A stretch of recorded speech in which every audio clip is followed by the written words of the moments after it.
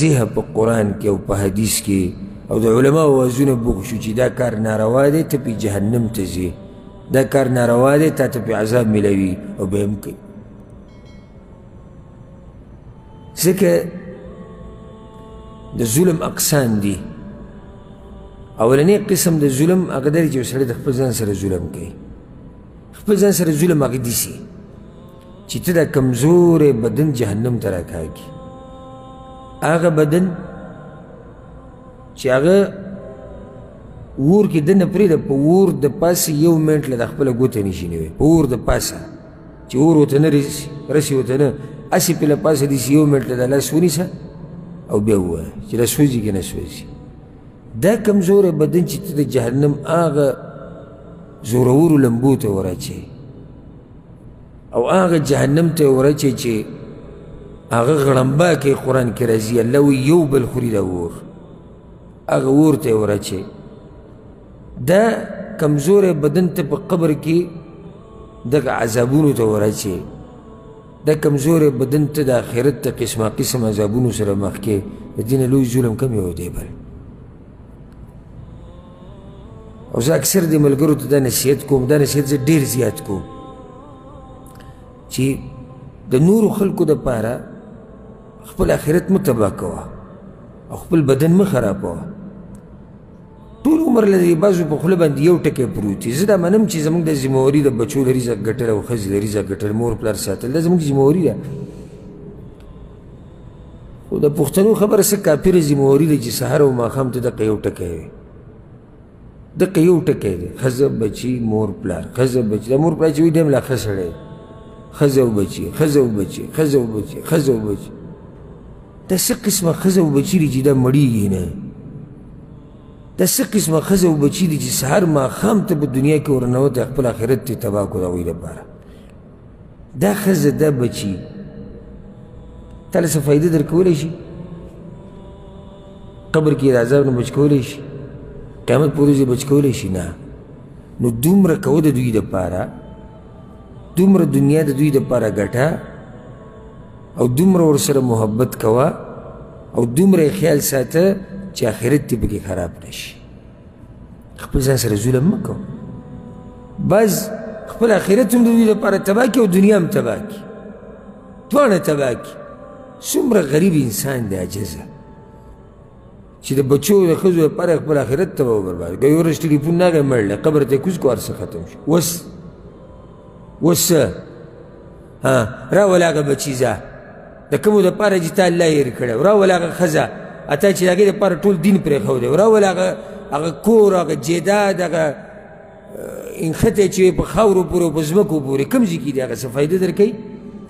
هر څه لاړو ختم شو دومره دنیا کوه چې ګزاره روانه وي ګزاره موږ ګزارې کله کوو موږ وروره چې سمشري جمع کړی کار نه کېږي ګزاره حال ژوند تېروه ډوډۍ درته میلاویږي او د بچو چې کوم ضروریات دي ضروریات به مستي نه وایم کوم د هغوی ضروریات دي هغه پوره کېږي نور وخت خپل دین له ورکوه د الله دپاره څه وکړه د آخرت دپاره څه وکړه ورب الکعبه قسم پرې درته خورم دا یو تریخ حقیقت دی چې موږ ټولو لیدلی هم دی خو ځان هم پې په زور ننداره کړی چې په دې قبر کې کېښودی شو که او دا ښځه د باندې ټول نه زیاته مینه ده ته دقه ښځه دي چې ډېره د باندې مینې یو څو میاشتې دي یادوي بیا کیسه ختمه شوه ټوله دا بچي که څه سړیتوب دی ورته ښوولی څه سړیتوب دی ورته ښوولی او لږ دین دی ورته ښوولی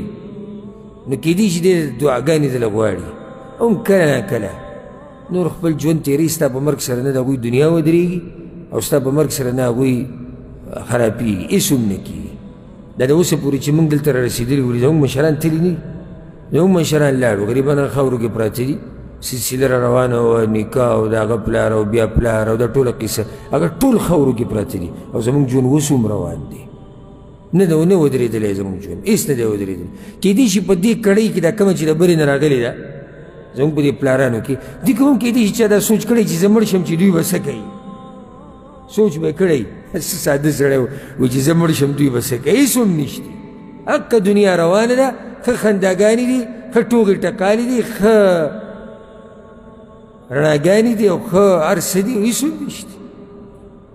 خراب هغه سړی خراب شو چې هغه ټول عمر دقه سوچ کړی چې دوی دپاره څه کول غواړي او خپل آخرت یې تباه کړی. ما خبره دې پورې راواغسته چې د آخرت سوچ پکار دی، د پیغمبر صلی الله علیه وسلم تابعداري او ځان نه قمقلان په زوره مه جوړوئ.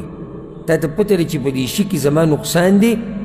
او دا ګناه ده، په دې ماته عذاب میلاویږي، دا ته ګوره د ځان سره لوی ظلم کې. زما دا خبره مقصد د ځان سره ظلم مه کوئ، ورې ځان مه خرابوئ. ورب الکعبه دا نصیحت د زړه د کومې نه درته کوم، ورې مه خرابوئ خپل آخرت د بل چا دپاره، او مه خرابوئ خپل آخرت د یو څو سیکنډه مزو دپاره. یو سړی سندره راواړئ، سندره به څو 4 منټه وي، 5 وي، 3 منټه وي،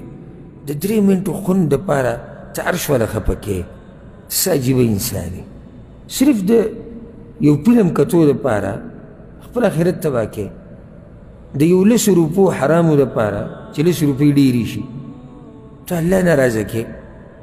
ته د یو منټ شهوت دپاره چې په لاس باندې شهوت پوره کوي او صرف هغه 1 منټ خوني او یا د پردۍ ښځې سره لګیئ او یو څو منټه خوني، د دې دپاره ته خپل هر څه تباه و برباد کوې. کوم ځای کې دی ستا عقل؟ کوم ځای کې دی ستا هوښیارتوب چې هر سړی دا دعوه کوي زه هوښیار یم؟ څه شي هوښیار؟ سړي ته پته ده په دې کار زه تباه کېږم او دی بیا هم په هغې پورې نښتې. دا هوښیار نه دی، دا کمقل دی او غټ کمقل دی، دا کم عقلي ده. ځکه قرآن کې الله سبحانه وتعالی د دې عقل تذکره ډېره کړې ده. ولې؟ ځکه چې د عقل استعمالول غواړي چې زما کامیابي په څه کې ده او زما تباهي په څه کې ده. وهدیناه النجدین، الله وایي ما انسان ته 2 لارې ښوولي دي او ښه مې ورته واضحه کړي دي. او څوک دې دا نه وایي چې زه نه پوهېږم. واړه واړه ماشومان هم په دې پوهېږي. ماشومان هم ګوره ډېر حلال او ډېر حرام پېژني. او ته لوی غټ پټ سړی او په ویښتو کې دې سپین ولګېدي، په ږیره کې دې سپین ولګېدي، ته به څه وایي چې زه نه پوهېدم؟ د پیغمبر ومنئ. یعنې داسې به تباه شي هغه سړی لکه څنګه چې هغه قوم تباه شو چې د هغه یره ورکوونکې خبرې ونه منله.